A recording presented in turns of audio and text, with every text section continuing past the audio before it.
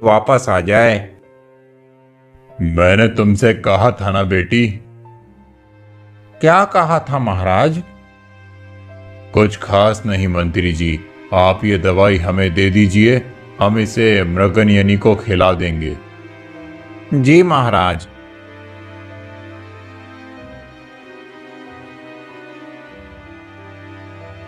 मुझे तो उस व्यक्ति की बातों में सच्चाई नजर आती है, लेकिन पिताजी कुछ सुनने को तैयार ही नहीं है। अब मुझे ही कुछ करना होगा। पिताजी, मैं तीनों राजकुमारों में से किसी एक से शादी करने को तैयार हूँ, लेकिन मेरी एक शर्त है। कैसी शर्त बेटी? पिताजी, मैं उनकी परीक्षा लूंगी और जो मेरी परीक्षा में पहला आएगा मैं उसी से शादी करूंगी। ठीक है, जैसा तुम कहो, लेकिन उससे पहले ये औषधि खा लो।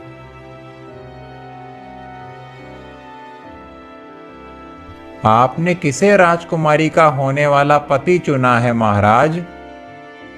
मंत्री जी, इसका फैसला हम नहीं बल्कि हमारी बेटी खुद करेगी।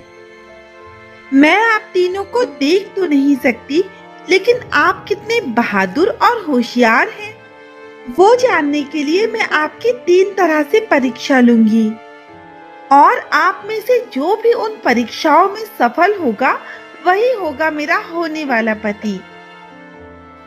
कैसी परीक्षा?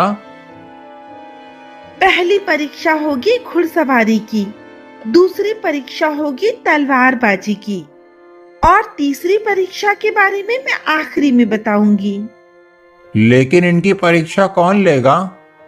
मंत्री जी, ये तीनों बहादुर राजकुमार हैं और ये तो आप जानते ही हैं कि राजकुमार घुड़सवारी और तलवारबाजी में माहिर होते हैं।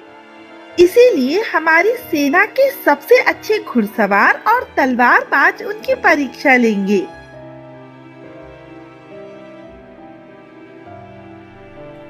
अरे बाप रे, मैंने तो इन तीनों गधों को तलवारबाजी और घुड़सवारी सिखाई नहीं। अब क्या होगा? मुझे कुछ करना पड़ेगा, नहीं तो मेरे किए कराए पर पानी फिर जाएगा। लेकिन अगर परीक्षा के दौरान तीनों राजकुमारों में से किसी को कुछ हो गया तो? आप चिंता न करिए मंत्री जी, तीनों ही राजकुमारों में से अगर कोई परीक्षा ना देना चाहे तो वो वापस जा सकता है। नहीं महाराज, इसमें से कोई भी वापस नहीं जाएगा। तीनों ही राजकुमार परीक्षा देंगे। मंत्री जी के घंटी बजाते ही दौड़ शुरू होगी और सबसे पहले जो भी इस मैदान का चक्कर लगा लेगा वही जीतेगा।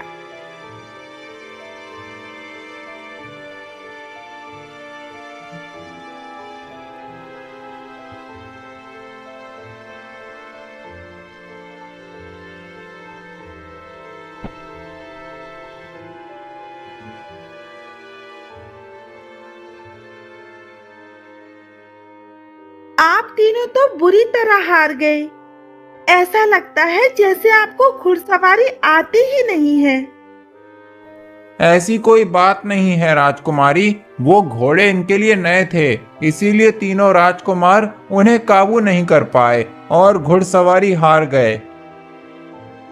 ठीक है, मैं आपकी बात मान लेती हूँ, लेकिन तलवारबाजी के लिए इनके पास खुद की तलवार है या नहीं?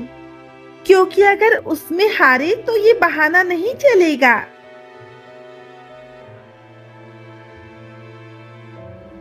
तीनों राजकुमार एक एक करके इस तलवारबाज से मुकाबला करेंगे और जिसके हाथ से पहले तलवार नीचे गिरेगी या जो सबसे पहले नीचे गिरेगा वो हार जाएगा।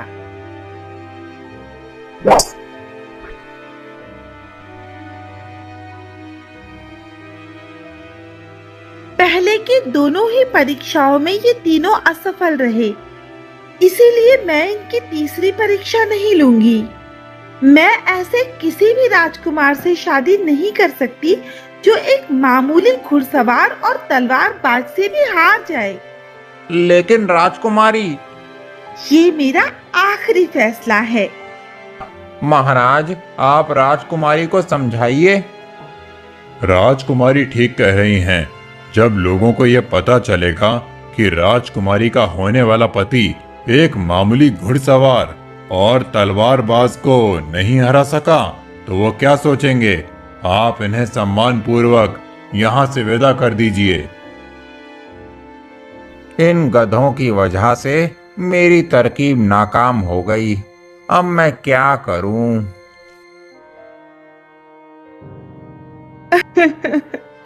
मेरी आखिरी उम्मीद भी टूट गई। अब न जाने मेरी बेटी से शादी कौन करेगा। क्यों चिंता करती हो महारानी? वो तीनों ही हमारी बेटी के काबिल नहीं थे। मैं किसी ऐसे से शादी नहीं करूंगी जो मेरी रक्षा भी ना कर सके। मुझे लगता है कि वो व्यक्ति बिल्कुल सही कह रहा था। इन तीनों को मंत्री ही राजकुमार बनाकर लाया है, इसीलिए वो तीनों मामूली तलवारबाज और घुड़सवार से हार गए। क्योंकि अगर वो सचमुच राजकुमार होते तो वो उन्हें बड़ी आसानी से हरा देते। अब मुझे मंत्री की सच्चाई सबके सामने लानी पड़ेगी और उसके लिए मुझे उस व्यक्ति से मदद लेनी होगी। अच्छा हुआ उस दिन पिताजी के साथ कैदखाने आते हुए मैंने कैदखाने का रास्ता याद कर लिया था, इसीलिए मुझे वहां पहुंचने में कोई परेशानी नहीं हो रही। आप यहाँ क्या करने आई हैं राजकुमारी जी? मैं आपसे मदद मांगने आई हूँ। भला मैं आपकी क्या मदद कर सकता हूँ? मदद करने के बदले आपके पिताजी ने मुझे मौत की सजा दी है। मुझे पता है कि आप सच बोल रहे थे और वो मंत्री झूठा है। उसी की सच्चाई सबके सामने लाने के लिए मुझे आपकी मदद चाहिए। मैं अंधी हूँ, नहीं तो मैं खुद ये काम कर लेती। मैं तो कैद खाने में बंद हूँ, फिर आपकी कैसे मदद कर पाऊंगा?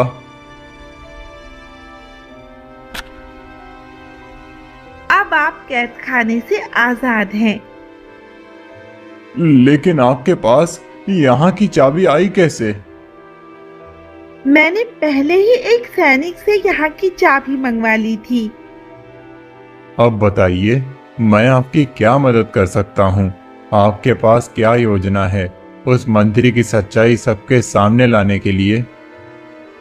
पिताजी उस मंत्री पर बहुत भरोसा करते हैं, इसीलिए हमें जो कुछ भी करना है उनसे छुप कर करना है। तुम ये पता लगाओ कि वो कहाँ आता जाता है और किससे मिलता है। ठीक है राजकुमारी। जैसा तुमने कहा था, ये औषधि बिल्कुल वैसी ही है। इसे खाने के बाद राजकुमारी हमेशा के लिए अंधी हो जाएगी। बस एक बार राजकुमारी ये औषधि खा ले, फिर उसे कोई भी ठीक नहीं कर सकता।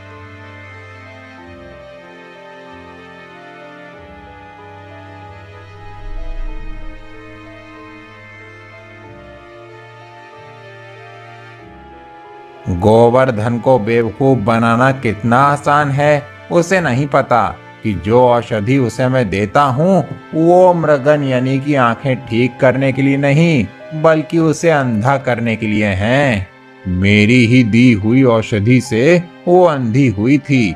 मेरी एक तरकीब नाकाम हो गई तो क्या हुआ, दूसरी कामयाब होगी। उसके बाद राजकुमारी हमेशा के लिए अंधी हो जाएगी। फिर मैं राजा से अपने बेटे को गोद लेने के लिए मना लूंगा। उसके बाद वो बनेगा इस राज्य का राजा और मैं राज करूंगा।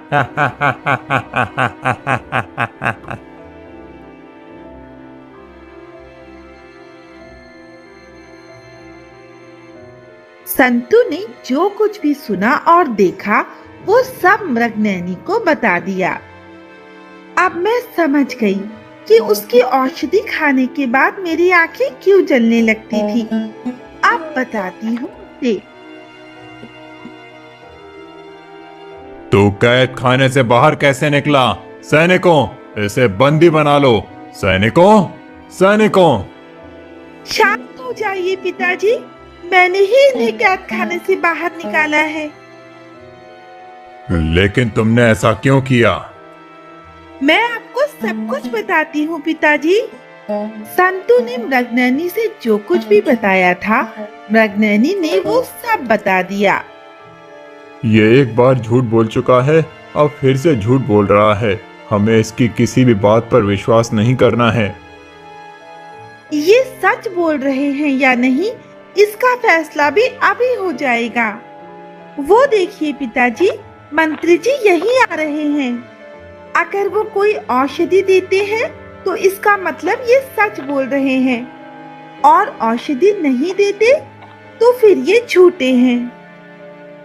ठीक है, सच और झूठ का फैसला अभी हो जाएगा। ये चोर कैद खाने से बाहर कैसे आया महाराज? वो सब मैं तुम्हें बाद में बताऊंगा। पहले तुम ये बताओ, तुम्हारा यहाँ आने का कारण क्या है? महाराज, कुछ दिनों पहले मैं एक बहुत बड़े विद्वान से मिला था।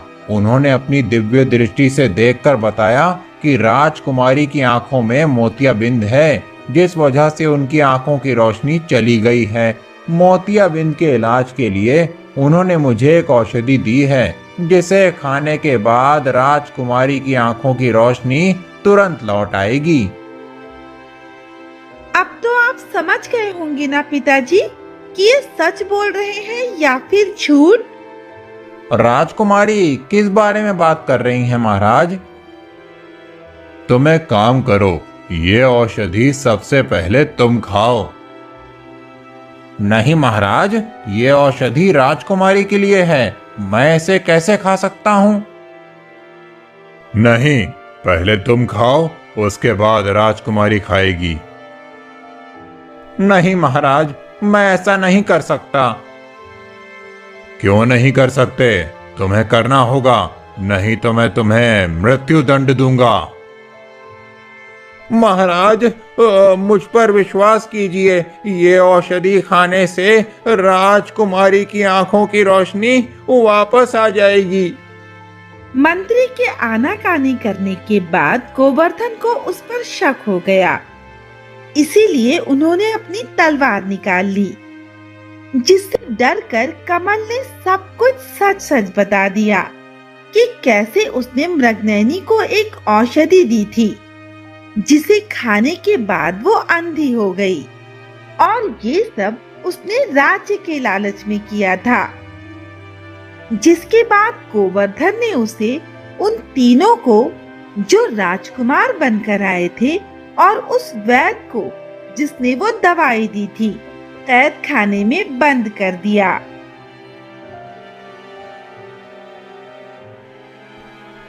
तुमने हमारे राज्य और राजकुमारी को उस दुष्ट मंत्री से बचाया है। हम तुम्हें इनाम देना चाहते हैं, लेकिन उससे पहले अपनी भूल के लिए क्षमा भी मांगते हैं।